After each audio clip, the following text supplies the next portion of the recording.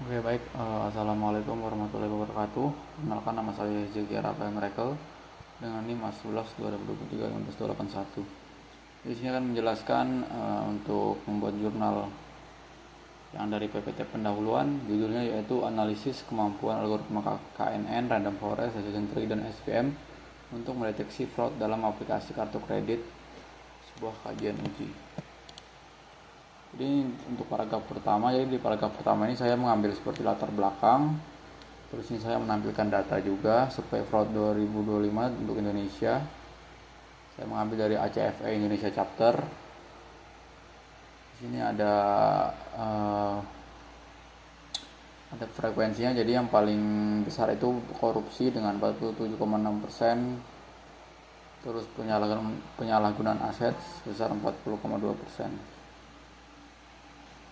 Terus ini juga ada citasinya saya sertakan.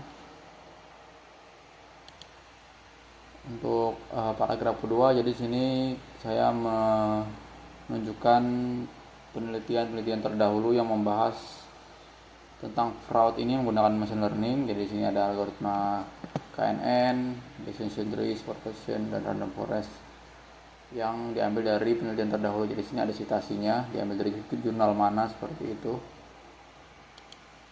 Terus next, di paragraf 3 saya menunjukkan berapa akurasi yang ditampilkan atau didapat dari penelitian terdahulu.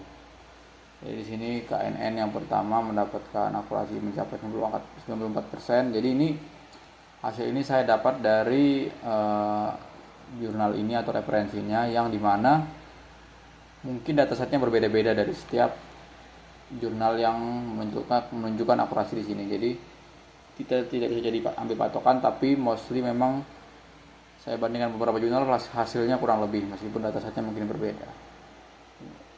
KNN 94%, terus Decision Tree 97%, terus SVM 92%, terus ada Random Forest sebesar 98%. Ini ada juga untuk citasinya.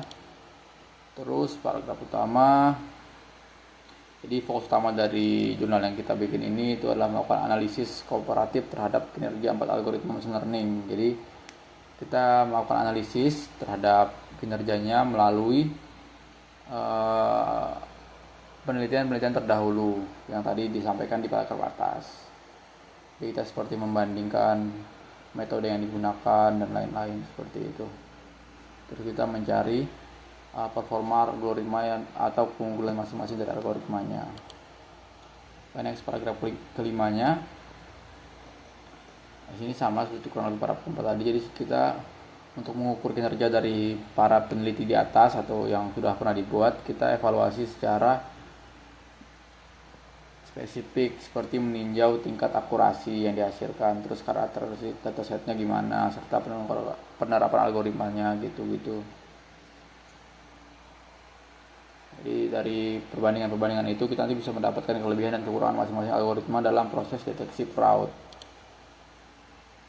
Paragraf 6, jadi ini paragraf terakhir. Jadi sebenarnya ini inti dari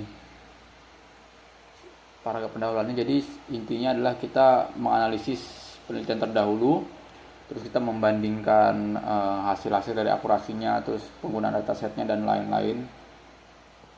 Jadi kita bisa menentukan, atau ini seperti hasil akhir dari penelitian ini diharapkan dapat menyajikan panduan komprehensif bagi praktisi dalam memilih algoritma yang paling sesuai dengan karakteristik data fraud mereka. Jadi tujuannya adalah memudahkan para praktisi atau pengguna untuk mana sih yang atau apa sih algoritma yang paling oke untuk deteksi fraud seperti itu. Itu penjelasan singkat tentang PPT-nya, karena tugasnya membuat jurnalnya bab satu pendahuluan. Jadi ini hanya seperti highlight untuk paragraf-paragraf yang sudah saya bikin. Oke, mungkin cukup itu saja dari saya. Lebih dan kurangnya saya mohon maaf. Saya akhiri. Assalamualaikum warahmatullahi wabarakatuh.